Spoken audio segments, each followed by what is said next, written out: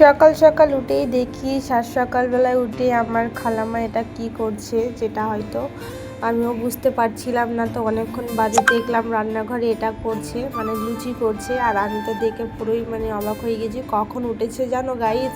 5টার সময় উঠেছে। আর ওয়েদারটা দেখো, আজকের মানে 8:30টার সময় এখানে রোদ বের হয়ে গিয়েছে। ইদানিং আমার শরীরটা এতটাই খারাপ ছিল যে ফার্স্ট এজ বক্স ভর্তি হয়ে গিয়েছি। আর মানে ট্যাবলেটটা আমায় খেতে হবে সব কিছু খাওয়ার আগেই, মানে সকালবেলা উঠে খেতে হবে। তো আমার তো খুব খেতে আনকমফোর্টেবল ফিল হয়, তারপরেও কি আর করা, ট্যাবলেটটা খেয়ে নেব।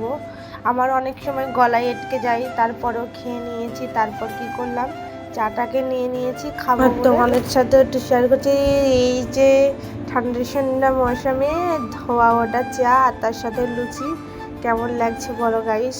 আর শহরের বাইরে থাকলে মানে ব্যাঙ্গালোর, হায়দ্রাবাদ, তারপরে আরও অন্যান্য জায়গায় কিন্তু ঠান্ডা খুব একটা থাকে না। তারপরেও কিছু করার নেই, এই তো হালকা হালকা মানে শীত লাগছিল।